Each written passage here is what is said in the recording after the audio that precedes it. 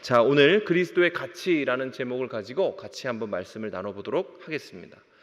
여러분, 기독교 신앙에 있어서 믿음이 생긴다라고 생각을 하면 어떤 사람은 막연한 부담감을 가지기도 합니다.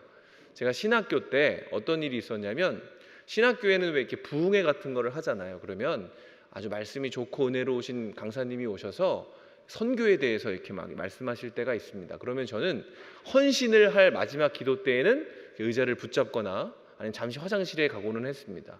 왜냐하면 저도 모르게 헌신할까 봐 너무 마음이 뜨거워지고 너무 하나님을 향한 마음이 커져서 저도 모르게 내가 가겠나이다라고 말할까 봐 왠지 그게 굉장히 부담스럽고 두렵게 느껴졌습니다.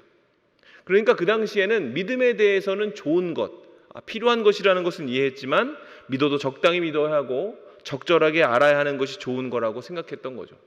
근데 여러분, 비단 저만 그런 것이 아니라 제가 청년들이나 성도들을 만나보면 이런 생각과 기준점을 가지고 신앙생활하는 분들이 꽤 있는 것 같습니다. 이런 사람들에게 있어서 온전한 믿음은 부담감이라는 단어와 동의어로 여겨지는 것 같아요. 왜 그런 이유가 생길까? 그런 이유를 단도직입적으로 말씀을 드리자면 그 영혼 안에 믿음의 값이 잘못 설정되어져 있기 때문에 그렇습니다. 진지한 신앙에 대해 부담을 느끼는 사람들에게 있어서 믿음은 좋은 것이고 바람직한 것이고 있으면 괜찮은 것이지만 결코 최고의 것이 될 수는 없습니다. 그들의 가치관 안에 믿음보다 더 귀하고 중요하게 여기는 것이 존재하기 때문에 그렇죠. 그리고 이런 이유로 그들에게 있어 믿음을 갖는다라는 것은 뭔가를 얻는다고 느껴지기보다는 내가 지금 소중하게 여기는 뭔가를 잃는 것으로 여겨지기 마련인 것입니다. 그래서 믿음을 갖는 것이 좋은 것이긴 하지만 결코 과해서는 안 되는 것이 되고 정신을 놓아서는 안 되는 일이 되고 심지어 위험하고 부담스러운 것으로까지 치부되는 것입니다. 여러분은 어떠십니까? 혹시 여러분에게 있어서 믿음의 성장이란 뭔가를 잃는 것으로 여겨지고 있습니까? 아니면 믿음이 생긴다라는 것은 뭔가를 얻는 것입니까? 둘 중에 어떤 것을 기준으로 삼는가에 따라서 신앙생활의 난이도는 완전히 달라질 수 있습니다. 성경에는 이 상반된 이해로 믿음을 받아들이고 그리스도를 쫓았던 사람들의 이야기가 등장을 하는데 우리 한 사람씩 대표적으로 살펴봤으면 좋겠습니다. 마가복음 10장에 보면 한 부자 청년이 등장을 합니다. 이 청년은 예의 바르고 영적으로도 진지한 말 그대로 엄친아였어요. 유대인 사이에 엄친아. 모든 것을 갖춘 그 청년은 심지어 부자이기도 했습니다. 큰 부자였다라고 성경이 기록하고 있습니다. 근데 그 청년은 자신의 이 완벽한 삶의 마지막 한 조각을 찾기 위해서 예수님을 찾아오죠. 그리고 이렇게 질문을 합니다. 주님, 선생님이요, 어떻게 해야 내가 영생을 얻을 수 있습니까? 이 질문에 대해 주님은 모든 계명을 다 지켜야 된다고 말씀하시는데 이에 대한 청년의 답이 뭔지 아십니까? 내가 지금까지 어려서부터 모든 계명을 다 지켰습니다. 한마디로 이 사람은 어떤 사람이냐면 그냥 외형만 좋은 것이 아니라 내면도 의지와 건강한 정신으로 똘똘 뭉친 그런 사람이라는 거예요. 그리고 이 말을 들은 예수님이 이렇게 말씀을 하십니다. 마가복음 10장 21절로 22절에 이렇게 말씀하시죠. 예수께서 그를 보시고 사랑하사 이르시되, 사랑하셨습니다. 내게 아직도 한 가지 부족한 것이 있으니 가서 내게 있는 것을 다 팔아 가난한 자들에게 주라. 그리하면 하늘에서 보화가 내게 있으리라. 그리고 와서 나를 따르라 하시니 그 사람은 재물이 많은 고로 이 말씀으로 인하여 슬픈 기색을 띠고 근심하며 가니라. 자, 우선 예수님께서는 이 율법을 다 지켰다라고 자부하는 청년의 대답에 감탄하시고 그를 사랑하셨습니다. 그리고 그를 그 자리에서 길거리 캐스팅하시죠. 너네 제자가 되라.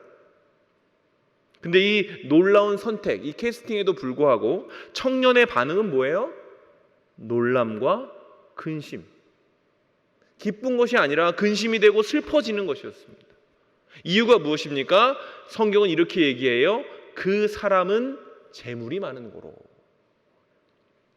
청년이 예수님의 캐스팅을 부담스럽게 느낀 것은 그의 안에 가치 설정 가운데 예수님을 따르는 것보다 뭐가 더 중요한 겁니까? 자신이 가지고 있는 많은 재산을 누리는 것이 더 중요했기 때문에 그런 것입니다. 그의 가치관 안에 재물이 예수님보다 더 귀하고 소중한 것이었기 때문에 그 청년에게 있어 예수님이 나를 따르라고 했던 그 초청은 무언가를 얻는 것이 아니라 잃는 것으로 여겨졌고, 그로 말미암아 그 포기하는 삶을 차마 선택할 수 없었기에 슬픔과 근심이 그 마음속에서 나온 거죠. 예수님의 캐스팅이 기쁨과 영광이 아니라 슬픔과 근심의 제목이 되고 만 겁니다.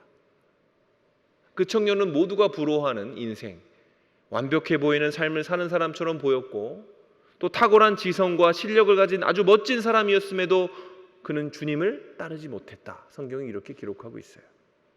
그런가 하면 누가복음 19장에는 이와 상반되는 한 사람이 또 등장을 하는데, 그의 이름이 누구냐면 여러분도 잘 알고 계시는 삭개오라는 사람입니다. 이 삭개오는 여리고성이라고 하는 큰 성의 세리장으로 그 또한 많은 재물을 소유한 사람이었어요. 여리고성에서 아주 큰 부자였습니다. 예수님을 만나기 전까지 이 삭개오의 마음속에도 재물이라 하면 최고의 가치를 가진 거였습니다. 이 재물을 위해서 친구도 버리고 거짓말도 할 수 있고 심지어 횡포도 부릴 수 있는 사람이 바로 이 삭개오라는 사람이었다는 거예요. 근데 어느 날 삭개오에게 예수님이 다가오시죠. 예수님이 그냥 다가오신 것이 아니라 그에게 그의 이름을 불러주시고 그와 함께 걸어주시고 그의 집에 머물겠다라고 말씀하시기까지 하셨습니다. 그렇게 예수님과 함께하면서 그분의 성품과 그분의 사랑이 어떤 것인지를 경험하게 되고, 그 경험을 통해서 이 삭개오라는 사람의 마음속에 이제 가치관의 정리가 일어나기 시작하고, 그는 심지어 이렇게 고백하게 됩니다. 누가복음 19장 8절에 이렇게 그는 고백합니다. 주여 보시옵소서, 내 소유의 절반을 가난한 자들에게 주겠사오며 만일 누구의 것을 속여 빼앗은 것이 있으면 내 갑절이나 갚겠나이다. 여러분, 삭개오는 지금 자신이 가지고 있는 모든 재산의 절반을 뚝 떼어서 가난한 사람들에게 주고, 내가 혹시 속여서 빼앗은 것이 있으면 4배로 쳐서 갚겠다라고 이야기를 했습니다. 근데 성경에 보면 삭개오의 재산이 대부분 속여 빼앗은 것이거든요. 그가 세리였기 때문에. 그러니까 이 말은 무슨 말이냐면, 내가 평생 동안 모았던 모든 재물을 버리겠습니다, 이 뜻입니다. 내가 가지고 있는 모든 부와 내가 평생을 가장 귀한 것으로 여겼던 그 재물이라는 가치를 당신의 제자가 되는 것과 바꾸겠습니다, 이렇게 얘기를 한 거예요. 그의 마음속에서 가치의 전복이 일어난 것이죠. 예수님을 경험한 삭개오, 그분의 사랑과 따뜻함과 은혜의 가치를 깨닫게 된 삭개오에게 있어서 더 이상 중요한 것은 재물이 아닌 게 된 겁니다. 그것을 모으기 위해서 온갖 나쁜 짓을 다 하면서도 나는 부자가 되어야 돼 라고 생각했지만, 예수님을 만나고 나니까 그게 별로 의미가 없어진 거예요. 삭개오는 이제 무엇보다 예수님과 친밀한 교제 가운데 있는 것, 그분의 제자가 되고 그분의 제자로 인생을 살아가는 것을 더 꿈꾸게 되었다라는 것입니다. 예수님을 경험한 삭개오는 왜 그렇게 했을까요? 어떻게 이 도전적인 믿음, 도전적인 선언을 하면서 내가 가지고 있던 모든 것을 포기하고 주를 따를 수 있노라고 생각할 수 있게 된 것일까요? 적어도 그 순간 그에게 있어 믿음이란 잃는 것이 아니라 얻는 것으로 여겨졌기 때문에 그렇습니다.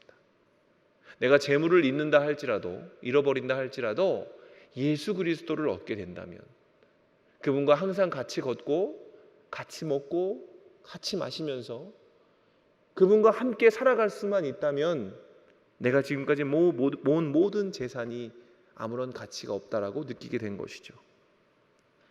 그렇게 예수님을 따르는 삶이 그에게 영광으로 느껴짐으로 말미암아 그에게 주님을 따르는 일은 어려운 것이 아니라 쉬운 것, 자연스럽고 당연한 것이 된 것입니다. 여러분, 사람들과 이야기를 나누다 보면 각 사람에게는 각자의 가치관이라는 것이 존재합니다. 그리고 그 가치관에 따라서 삶의 우선순위도 나누어져 있죠. 그리고 우선순위에 따라서 그 사람의 삶의 형태와 방향과 정체성까지도 결정이 되는 것입니다. 다시 말하면 내가 가장 중요하게 여기는 것이 나를 만들고 내 인생을 인도해 나간다라는 것입니다. 그리고 이런 이유 때문에 우선순위를 내 마음속에 정리하는 것은 온전한 신앙생활을 하기 위해서 가장 먼저 선행되어야 하는 것입니다. 만일 우리의 가치관 속에 예수님보다 높은 위치를 차지하고 있는 것이 있다면 그것이 사랑일 수도 있어요. 내가 연애하고 있는 그 사람, 그것이 돈일 수도 있어요. 그것이 명예일 수도 있고 직장일 수도 있고 사회적 성공일 수도 있고 나의 비전일 수도 있습니다. 그것이 무엇이든 간에 그것이 예수님보다 높은 곳을 차지하고 있다면 예수님이 결정적으로 그를 부르시는 그 순간에 바로 그것이 핑계가 되고 이유가 되어서 하나님을 따르지 못하게 하는 이유가 되는 것입니다. 그리고 그 가치관이 바로 우리 믿음의 성장을 막고 신앙을 후퇴시키고 예수님을 바라보지 못하게 하는 문제가 될 수 있다는 얘기죠. 자, 그렇다면 잠시 우리 안에 우선순위를 한번 떠올려 봅시다. 여러분 마음속에 가장 귀중하게 여기는 것 바로 팍 떠오를 겁니다. 그러면 그 가운데에서 예수님은 몇 등이죠? 예수님이 1등인 사람도 있고 10등 바뀐 사람도 있을 것 같아요. 그리고 바로 그 앞에 있는 것들이 바로 우리가 예수 그리스도의 이름을 깨닫고 알므로 말미암아 조금씩 정리해 나가야 하는 우리 삶의 숙제가 되는 것이죠. 오늘 우리가 읽은 빌립보서의 말씀에는 바울의 평생을 이끌었던 그의 가치관이 고스란히 드러나 있습니다. 본문에서 바울은 이례적으로 자신을 자랑하고 있는데요. 5절과 6절을 같이 한번 읽어보도록 하겠습니다. 자, 시작. 나는 8일 만에 할례를 받고 이스라엘 족속이요 베냐민 지파요 히브리인 중에 히브리인이요 율법으로는 바리새인이요 열심으로는 교회를 박해하고 율법의 의로는 흠이 없는 자라. 자, 본문에서 바울이 뭐라고 얘기하냐면 나는 히브리인 중에 히브리인이다 이렇게 이야기를 합니다. 이것은 양친이 정통 히브리인이라는 뜻이에요. 그 당시 유대인들은 히브리파 유대인과 헬라파 유대인들로 구별되었어요. 그냥 유대인들이라고 다 유대인이 아니라 그의 가문에 어떤 혈통을 가지고 있느냐에 따라서 야, 넌 정통 유대인이구나 아니면 너는 약간 헬라파 유대인이구나 이런 식으로 이야기를 한 겁니다. 헬라파 유대인들은 로마 제국 각지에 흩어져 살아가는 일종의 디아스포라 유대인으로 그들의 피에는 유대인의 피가 흐르지만 정신은 헬라적인 사고를 가지고 있던 사람이에요. 헬라어를 사용하고 헬라의 문화를 따르는 그런 사람들. 그래서 히브리파 유대인, 아람어를 사용하고 율법을 따라가는 사람들은 이 헬라파 유대인들을 은근히 무시했습니다. 그들의 문화에, 헬라의 문화에 편승하고 하나님께 온전히 서 있지 못했다라고 그들을 약간 낮추어 본 것이죠. 그래서 오히려 이 히브리파 유대인들은 스스로를 고귀하게 여기고 심지어 유대인들 또한 이 히브리파 유대인, 정통 유대인이라고 하면 뭔가 좀 우월하게 바라보는 시각이 있었던 것 같아요.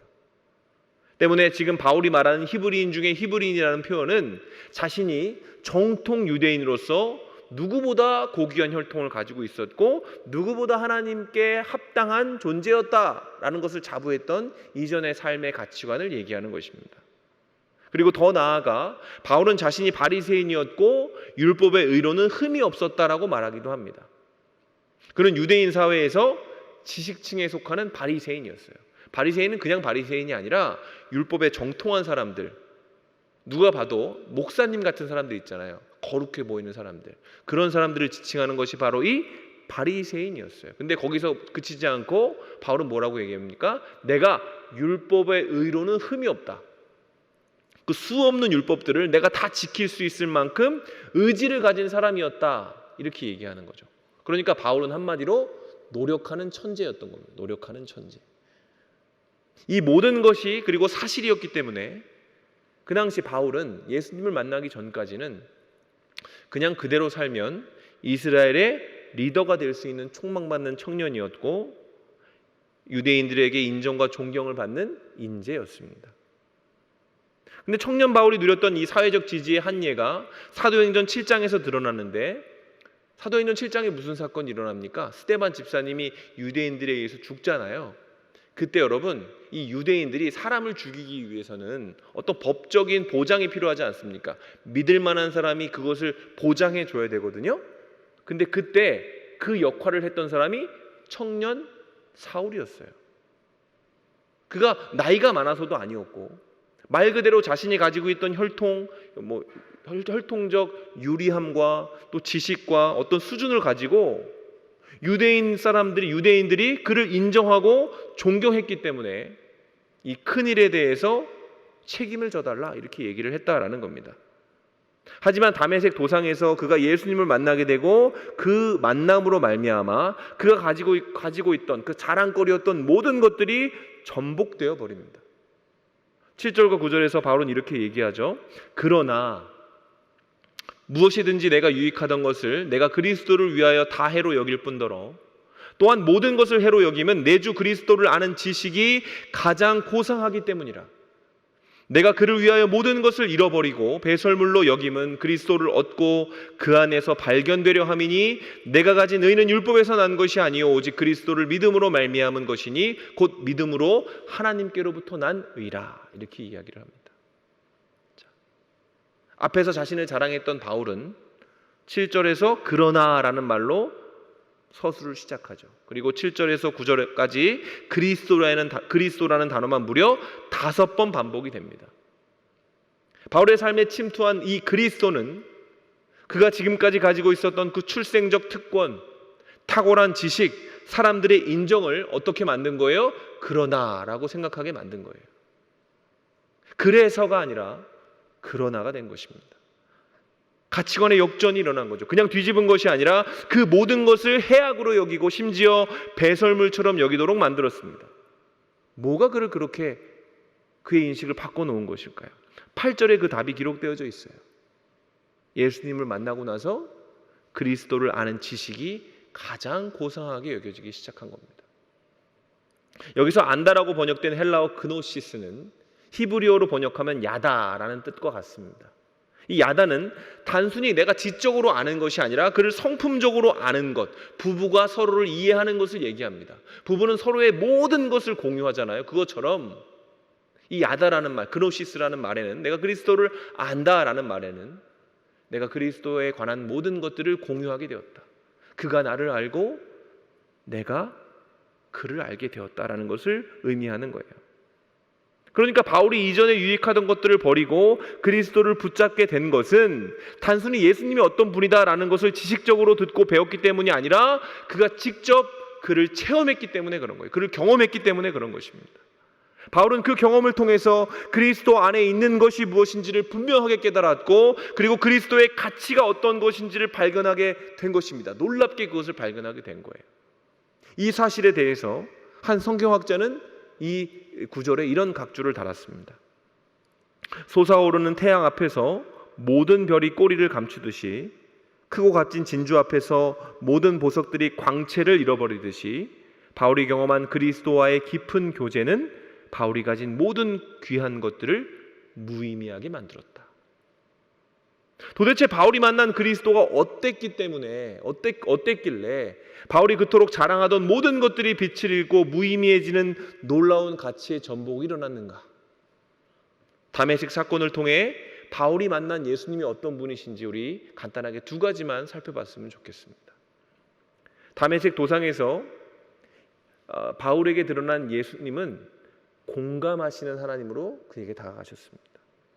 사울아 사울아 내가 어찌하여 나를 박해하느냐 이렇게 바울에게 말씀하셨죠.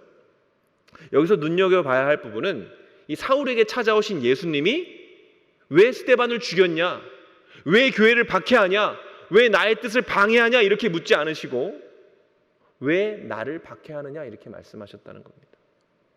왜 교회를, 왜 스데반을, 왜 나를 믿는 사람들이라고 얘기하지 않고 하나님 뭐라 그러세요? 나를 박해하느냐 이렇게 하십니다. 주님은 스데반을 자신의 몸처럼 여기시는 분이고 교회의 아픔을 함께 느끼시는 분으로 바울에게 찾아오신 거예요. 이것은 지금까지 바울이 가지고 있던 모든 관점을 바꾸는 것이었습니다. 율법을 통해 하나님을 바라봤던 바울에게 있어 하나님은 어떤 존재였을까요? 심판자였습니다. 심판자. 율법이라는 그 엄격한 잣대를 당신의 백성들에게 제시하시고 그 성취도에 따라서 성공과 실패, 상과 벌을 나누시는 정확하고 냉정한 분으로 여겨졌을 수도 있습니다. 그런데 다메섹에서 만난 예수님은 함께 아파하시고 함께 슬퍼하시는 분으로 자신을 드러내신 거예요. 사울아 사울아 어찌하여 나를 박해하느냐라고 물으신 예수님은 스데반의 눈물을 자신의 눈물로 여기시고 그의 고통을 자신의 한숨으로, 자신의 애통으로 여기시는 분이었다라는 겁니다. 여러분, 우리가 예수님을 이해할 때 있어서 가장 중요한 것이 있다면 그가 공감하시는 분이라는 사실입니다. 우리가 마땅히 기도할 바를 알지 못할 때에 성령이 말할 수 없는 탄식으로 우리를 위해 어떻게 하신다고요? 친히 간구하신다 그럽니다. 하나님은 어떤 기준을 마련해 놓고 야, 너 이거 못 지켰어? 너 그럼 아웃. 너 이 정도밖에 안 돼? 라고 판단하시는 분이 아니라 우리의 연약함을 동정하시고 그 연약함 속에 들어오시는 분이라고 성경이 얘기하고 있는 것입니다. 주님이 우리의 모든 슬픔과 고통, 고민과 한계를 공감해 주시는 분이시기 때문에, 기꺼이 그것을 해 주시는 분이기 때문에 여러분, 예수 믿는 우리는 비록 우리의 모습이 누추할지라도 그분의 긍휼하심을 힘입어 은혜의 보좌 앞에 오늘처럼 예배에 나올 수 있는 복을 누리는 것이죠.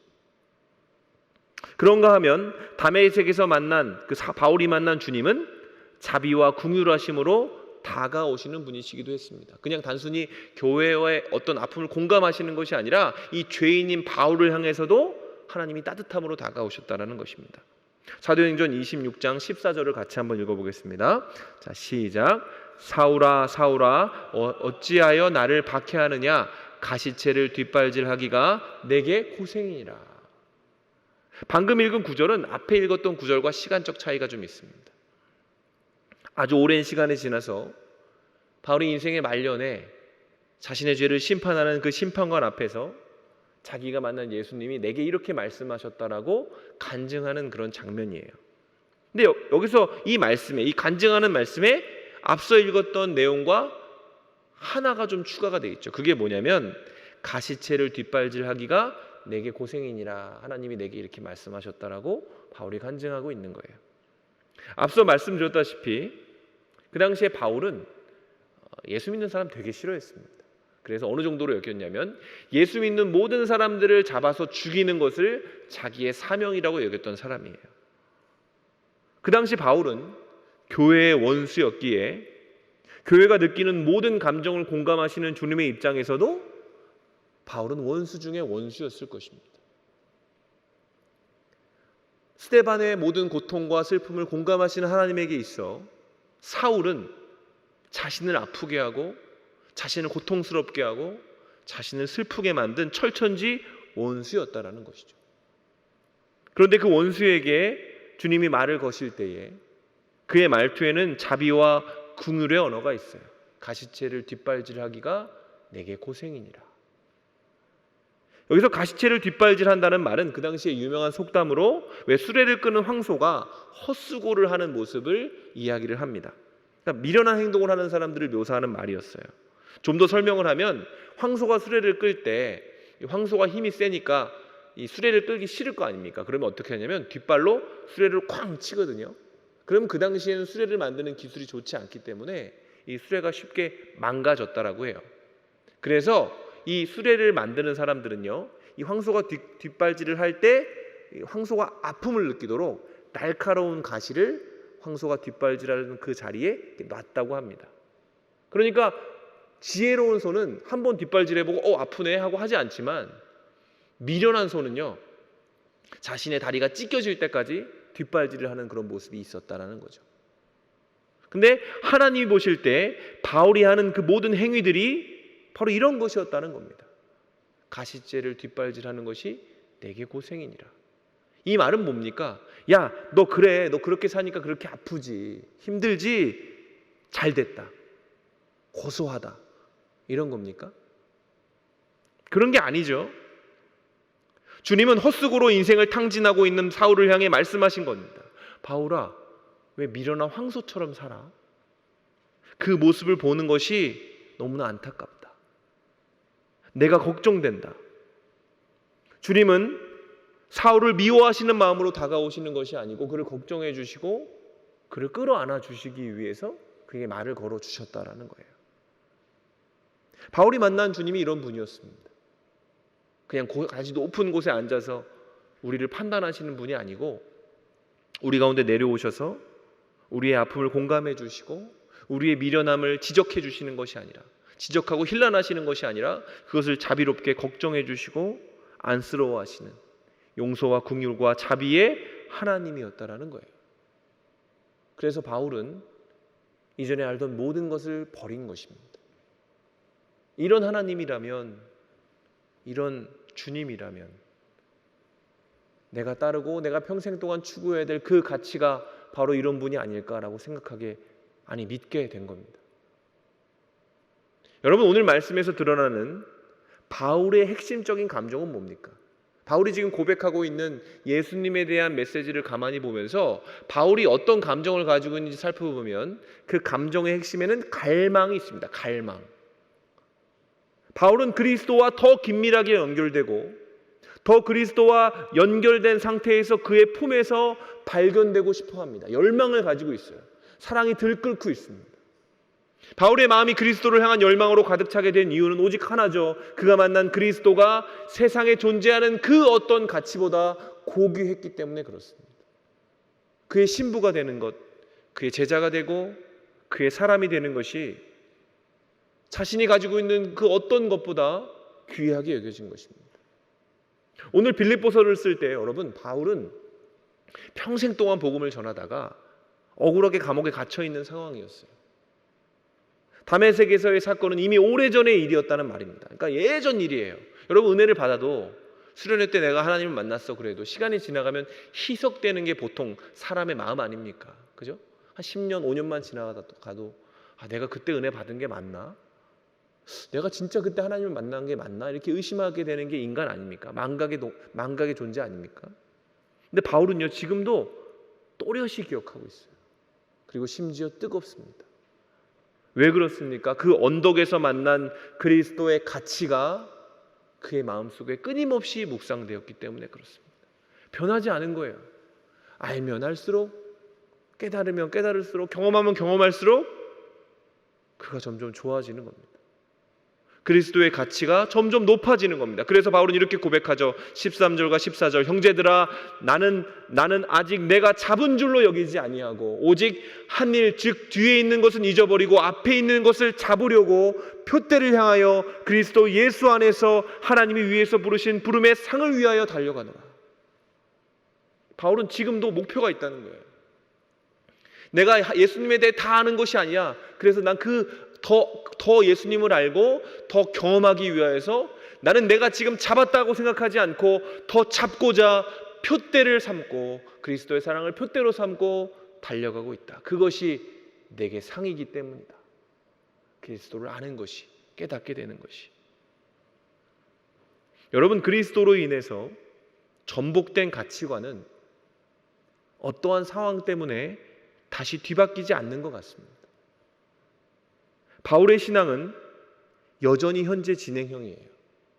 큰 은혜를 입었음에도 더 큰 은혜, 더 새로운 은혜를 경험하기 위해서 멈추지 않고 달려가고 있는 바울은 그리스도 때문에 감옥에 갇혀서도 누구보다 큰 자유와 만족을 누리면서 기쁨을 빌립보 사람들에게 얘기하고 있습니다.